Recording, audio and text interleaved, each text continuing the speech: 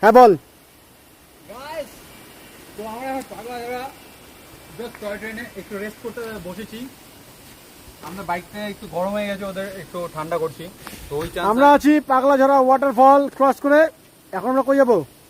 এখন আমরা গিদ্দা পার হয়ে কাশিয়াং হয়ে তারপরে নিচে নামবো ভিউ পয়েন্ট দেখতে দেখতে। তারপর ভিউ পয়েন্ট ওই দিকটা লাগা। এই যে আমাদের বাইক, একটা জিনিস হলো আমাদের হেলমেট সেম হেলমেট। আজকে পুলিশদের কি করছি আমরা? পুলিশদের কিরে হ্যাঁ, পুলিশদের কি করছি? পুলিশদের সাথে কথা বলছি। হ্যাঁ তারপরে পুলিশদের সাথে রোমান্টিক কথা বলছে বিজয় আমাদের। না পুলিশ কি তো বলছে? পুলিশের- লাইসেন্স দেখাও।